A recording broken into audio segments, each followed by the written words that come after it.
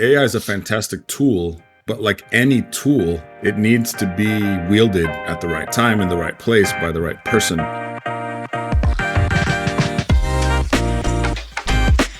Hey everyone, welcome back to Reanimated Stories. My name is Roger of Reanimation Design, and today I have a very good friend of mine and business owner, Jaime, is here with me today of Rogue 41, and we are going to chat today about a few different things and really see how he has brought his fractional business into his world and what he does and how he really has taken that by storm. And I'm really excited. He is a fantastic friend, wonderful networker, and just great connector. He has always thought of me highly. I'm not sure why, but it has been a privilege and a blessing, and I'm very humbled to know Jaime. He is fantastic. So Jaime, welcome to the podcast. Hey, Roger, thanks for having me. It's really good to be on here with you. And I do think highly of Roger. You need a fantastic website. I can tell you from struggling through my own marketing growing pains, these things have a purpose. You need somebody like Roger to make sure they're doing what you need them to do, right? And that's why I think so highly of him. What a fantastic resource to have. Thank you for having me. Tell us a little bit about yourself, your business, what you do. Yeah, so I'm a fractional CTO, and it's a mouthful, and there's got to be better words out there. I continue to struggle with finding better words like virtual CTO, but I'm a fractional CTO. And what that means is you can rent a CTO is kind of how I say it, right? If you've got a business, you guys are growing, or you've got growing pains, you know you need a lot of help. You need high quality technology leadership, but you're not ready to hire a full-time CTO. Those guys are expensive. You can rent one. You can rent me. And so you can get most of the value for a fraction of the cost. And that's what I do. I help small businesses basically put all the pieces in place that makes their outfit professional, connect all their systems together, get them really stable, get them secure, which is a big deal for a lot of industries, but more importantly, get them ready to scale so they can grow with confidence, add people and add systems and take on business. So that's what I do. That's awesome.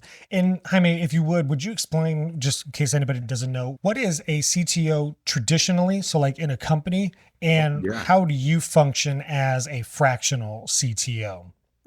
Thank you for that question. I always forget to do that. CTO stands for Chief Technology Officer. And so for almost 20 years, I was the Chief Technology Officer for a financial services company. I was employee number 7. We grew to about 120 people. A bigger company came through and bought them. It was a fantastic place to work. The owners there were great. They were great to me. They allowed myself and a couple of other junior folks some really great opportunities. I'll forever be grateful. And I grew along with the company. And so as the company went from 5 people to 10, 15 to 20, you have to solve more and more challenges, right? Telephones, websites, servers, data, additional business lines. Our CEO was one of those guys that's fantastic at selling and coming up with kind of visionary ideas that nobody's thought of, which also means they've never been built. And so you kind of have to figure out how to do that, right? And so a chief technology officer traditionally makes sure that all the systems in your company work and work well. Some companies, if they're huge, will separate like the CTO, the technology officer, like servers and computers and networks, from the CIO, which is the chief information officer. And that person sometimes does like more the business analysis, like working with the users, making sure projects connect and that data leads to business, leads to insights and some other fun stuff. But at most companies in the space that I work in, most of my clients have between 5 and 50 employees. The CTO and the CIO are really just one role, all technology things together, whether it's actual tech like servers, networks, computers, or it is the soft connective pieces like, hey, our website should have a funnel tied to it and actually attract leads. And those things should automatically go into a system where we can know to respond and respond quickly and get more business. And then those are more the softer pieces that a CIO would be involved with versus a CTO, which is making sure the website is up and running and the website doesn't go down. But in most small companies, they're one and the same. Okay, well, actually, I'm glad that you mentioned that because I had heard that once or twice, CIO, and I didn't really know until you explained it. I was like, oh, that makes a lot of sense. I didn't really kind of think of that distinction because when I heard it, I was like, well, isn't that like the same thing sort of? But that makes a lot more sense of how that works. So when you're going into a company, so when you're looking at a company, what is typically like the thing that they're reaching out and they've come to a point and they're like, you know what, we need somebody to help us with our technology. What does that look like? What are typically like the first steps that they're thinking of that you're like, okay, cool. We need somebody outside of, my cousin to come and set up this printer, right? What are they looking at? Good question. That's a really good question. Most of my clients come from one of two angles. One, they had somebody, and through a confluence of terrible events, they had one or two somebodies and like they lost both of them all at once. And so sometimes they let one go and then the other guy quit or gal. And now they have no technology leadership and they need help stat. And so those companies need a technology leader that's willing to kind of step into the chaos, start getting the team like rerouted, reoriented, coalescing around a vision and a strategy and moving forward again, right? And the other angle are businesses that have become a little bit victims of their success. Like they did a good job. The concept is good. They're able to sell. It was great when it was 4 of them, and then it was 6 of them. And then they finally hired somebody who was not somebody they knew before. And so it's like their first stranger off the street to hire. And they kind of get worried about what that looks like. Like, what kind of data can they take? What could go wrong? What if they do this or what if they do that? And so usually it's either growing pains, which is a good thing. It's a good problem to have, that you're being successful and now you're having trouble growing without systems to support you. The other angle I usually get clients from is the first one, where you had somebody and you're in trouble. And like you said, the brother-in-law, or sometimes the genesis for Rogue 41 was something that I didn't have early on in my career. When I first started, that place that I worked, that financial services company, everyone there was a financial service guru of one type or another. So we had a gentleman that ran the benefits brokerage, the third-party administrator, the RIA, the registered investment advisor, the consulting. And so some of us that were junior and got taken under a wing, everybody kind of got taken under the wing of their respective counterpart. Like the guy who was running the TPA was like mentored by the guy who was running a TPA. Yeah. One thing that company didn't have at that time was a CTO. They didn't have an executive for tech. So I didn't have one of those. I was lucky to have all of them. And those guys were so great to me. Cannot stress that enough.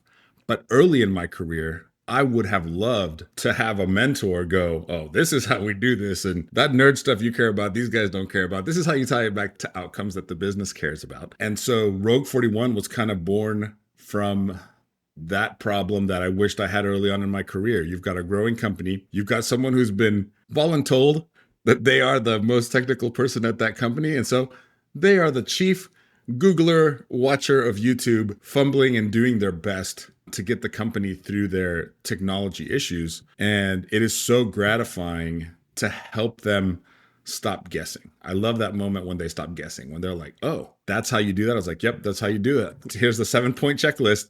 This is how we do it every time. This is how you secure this. This is how you deploy that.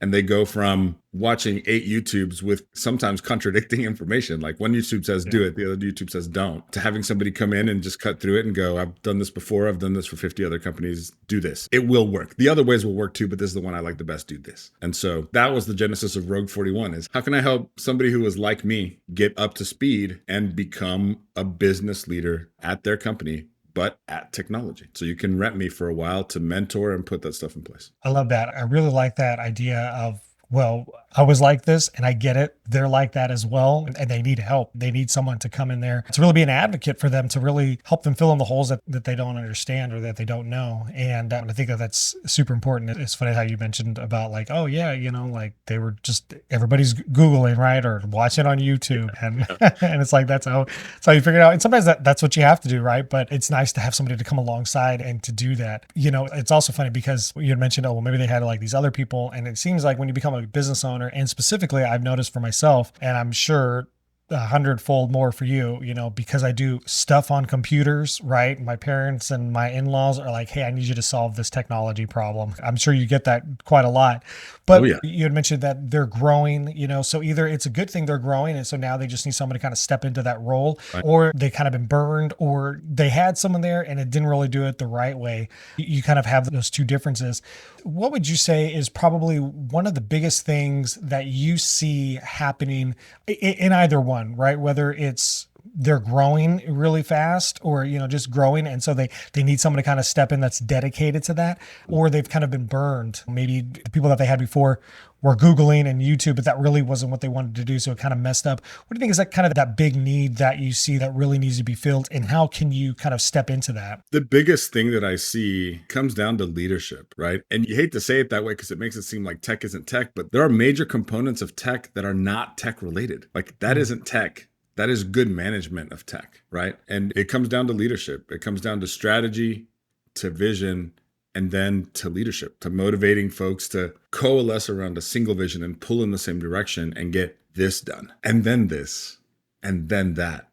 And so leadership is probably the biggest issue, and especially with small businesses that are struggling. My smallest client has 5 employees today.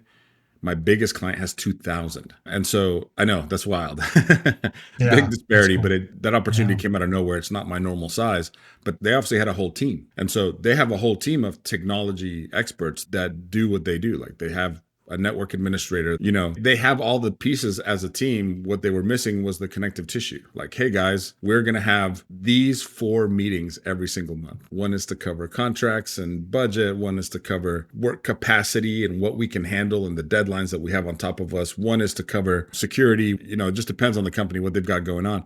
But those connective tissues, like good prioritization and backlog, good project management, good strategy around cybersecurity and resilience. If you leave somebody in a bubble, they'll do the best they can, but they're not connecting to all the other pieces of the company. So I would say strategy and leadership is definitely the hardest part. And even for my typical client, the 5 to 50, that's the hardest part. They're getting advice from 15 different places.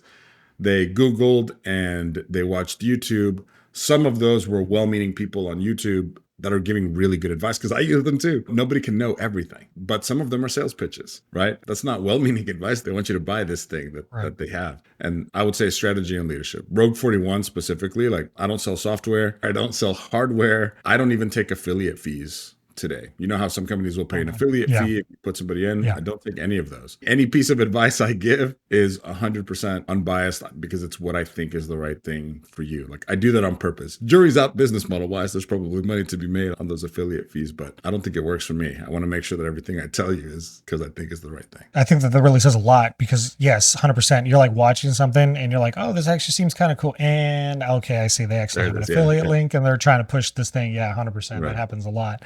And I think that's so key what you had mentioned about strategy and leadership and having a vision. It made me think, it's kind of this shiny object syndrome almost. It's like, oh, we want to do this thing because I saw this, or somebody else is doing something similar to this. So this is kind of a twofold question in the sense that how do you help mitigate that? And I feel like you kind of answered that with having like a strategy and like these are the things that that we're doing. But how does now, especially with AI coming into things, how has that kind of affected? Because I would think now you really, if you don't have a good strategy, a good vision and good leadership, you're probably going to like, hey, let's implement this, but you're just kind of implementing things here and there, but you're not really sure how they're all working together. You're not sure, is this right? So tell me a little bit about how AI has kind of come into play. AI is a fantastic tool, but like any tool, it needs to be wielded at the right time in the right place by the right person. One of the things that I walk clients through is a lot of unsexy work that needs to get done for technology to work well. And it doesn't feel like tech at first, but it needs to get done for your tech to work well. And most of the time when I walk, not just the person who was voluntold or the person who, like, every now and then I get somebody run across like one of my ads, for example, and they are that person and they go get their boss and they're like, can we get this guy? It's a 6-month engagement and let's get cleaned up and straightened out. It happens every now and then, but usually it's the business owner. But honestly, it's teaching patiently. It's like taking the time to teach and educate and train them on what it takes. I'll give you an example before I dig into AI. Most businesses are worried about, one of two things. They're either trying to scale, like they're trying to grow, or they're trying to get secure because they know they haven't been doing it and they need to get secure. Those are usually the two main things. And they're kind of opposing forces too. Like the business side of the business is like, we need to automate, we need to scale. And the infrastructure side is like, we got to secure all this stuff before we add anything else. And one of the first things we do with clients, we get organized. If you told me to protect a bunch of stuff, like, hey, I need you to protect my stuff. Let's call it the amorphous my stuff. I have to know what stuff you have. I was like, okay, what stuff? How many stuff? What kind of stuff? Where is the stuff? Are we in one castle? Are we in 3 castles? And I know those might be Is it dumb across the analogies. river? Where? Yeah. And those might be dumb analogies, but you really start with an inventory, a very unsexy inventory of, okay, start listing out on this spreadsheet every single account that's critical to your business. And we all have very similar ones. Our domain registrar, like where we bought our domain name from, that usually controls our DNS, where we host our email, where we host our website, where we put our data, whether that's Dropbox or Google or Office. Like, I need to know, what are their accounts critical to your business? Second, let's secure all those accounts. And now when I know where everything is and that it's safe and that we've protected ourselves, then we turn around and start securing everything even a little bit more. And then we jump into integration. So for most of my clients, if they're fresh and have not worked with somebody before, the first 2 months are like unsexy work, which can be annoying to them, but it's also heartening because they realize that so much of tech, it wasn't tech. I was like, you can do this. These people have built brilliant businesses around really difficult concepts: insurance, finance, accounting. Like, they know that stuff backwards and forwards. And when they realize that all of those skills translate to getting your tech organized and secure, okay, now we bring in an AI tool. Now we know how to do it. And so the main answer to your question, before I would bring in AI or a tool like it, let's call it automation, because that's what AI helps us do, is do stuff faster, is where's your bottleneck? And so a lot of companies today run on a modern DevOps concept called the theory of constraints. So hopefully for your listeners, that's not too nerdy, but all that means is somewhere there's a bottleneck, right? You're making doors. So you got to like cut down trees and make planks and then make doors and then paint the doors and then like pack the doors and then ship the doors, right? And so one of those stations is always slower than the other stations. And so where you're supposed to put your focus as a business leader is on the bottleneck, the constraint. Most of the clients I have in the 5 to 50 space were not secured, were not organized. So they were definitely not even close to being able to run reports and metrics around their bottleneck. But once we start organizing their tech, once I ask them like, hey, what kind of reports matter to you? What, you're putting out orders, whether you're doing a benefits brokerage or financial services or accounting, what are you tracking? All of a sudden, all of those systems that were disorganized before, they talk to each other, they are secure. And if we get an AI that we know is safe to use, then you can turn around, feed it data, ask it to analyze and help you find your bottleneck. Like, you can say, hey, here is a set of my financials. Here is a super long report with tens of thousands of transactions. Where do you think the inefficiency is? And AI is pretty good at spotting those. If you're a clinic, you might say, hey, I see a lot of people are calling asking for weekend appointments, and you're offering very few weekend appointments. There's your first opportunity to, you need to hire more evening and weekend people. All it did was analyze requests versus appointments, and there's a gap. But you couldn't have scaled to it. You couldn't have easily automated and put the pieces in place until you got organized. But that's where I think AI really shines, is when it's being directed by one of the humans at your firm who is actually thinking through the strategy of, we make X widget and there are 7 steps to making it. We also make Y widget and there are 8 steps to making it. This many customers that buy X also buy Y. And then asking AI, for example, tell me what the similarities are between the X's and the Y's, and how do I get more people to buy both of these things? That's where I think AI really shines, whenever a human is actually thinking through their strategy of where the bottleneck is, what you need to solve next, and there'll always be a next. The second you fix one bottleneck and it becomes not the slowest station, a different station will become the slowest station. Then you fix it. And that's how you grow. That's where AI, I think, really, really shines. It's not just necessarily in putting out marketing materials, because I think we're all getting savvy to that. Like, you can tell when someone wrote you a real note versus when someone sent you an AI generated email from their nurture campaign. And then the real notes now stand out, right? And so if you were to go back and analyze how many clients you have, where the money comes from, were they even on your lead campaign, or was it just this one sales guy who like doesn't use AI and just keeps sending real notes? Like, he writes real notes, but his clients generate more funds than anybody who's using the automated campaign. You can start to analyze those things. And I think that that's where AI really shines. Are you throwing the power of AI at the thing that you know is holding back your business from the next level? If you're not, if you're throwing it at something else, you're going to fix the thing that isn't what's holding you back from hitting level 3 and then level 4 and then level 5. I think that is super crucial. Like, You said, if you're just kind of throwing AI at it, and you mentioned having that human behind it that's walking with it, that's thinking through like, oh, hey, it noticed this and this, and like, why is this going like that? So kind of like someone that can talk about it and really kind of look at it. I think that that's huge and that's crucial. And I love that how you had mentioned you really need to have someone kind of thinking through that as you're implementing it so that you can make sure that you're implementing it correctly and that it's actually doing something for you and you're not just like throwing it in. It's like, all right, well, now it's running my company, but I have no idea what it's doing. Yeah. So, Yeah. And if yeah, I think any that's of crucial. my normal clients, like bookkeeping, accounting, HIPAA clients are out there, you cannot just feed that thing private info. Yeah. You have to build a good process to scrub out the private info before you feed it to the thing to analyze. I've run across a lot of clients where, they're feeding it financial statements, they're feeding it different things, and the AI will scare them and pop up and be like, oh, well, company name is in this space because it'll find the website and then be like, I think this, and you're like, whoa, whoa, whoa, whoa. I didn't tell you that. But yeah, somewhere Yeah. buried in the data that you gave it, you told it what company it was. So you just fed some AI somebody's, what should be private financial information or what should be de-anonymized appointment data. Right.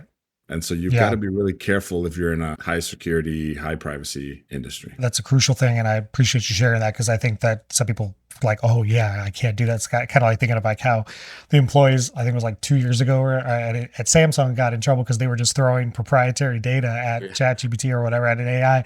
And they're like, whoa, whoa, whoa, time out. You can't do that. So, yeah, I think it's crucial to think through that. So, Jaime, it has been absolutely wonderful having you on this podcast and hearing all the things that you're doing and helping them really think through like how we're using AI, what's your strategy, what's your vision, but also walking along with them because you're like, hey, I get it. I was there and I absolutely love that. Jaime, where can people find you if they want to engage with you, just connect with you? Where's the best place that they can find you? Sure, thanks. The easiest place is the website. If you go to rogue41.com, that's ROGUE, not Rouge. I'm this close to just buying Rouge 41, just to get you there. But it is ROGUE41.com, Rogue 41. Awesome. And I appreciate you taking time out of your day. I will put all of your links in the description so that people can contact you and reach out so that they can make sure that their tech is secured and that they have a vision for that.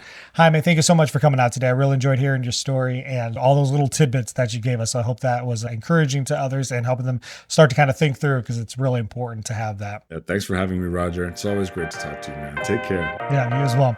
Talk to you later.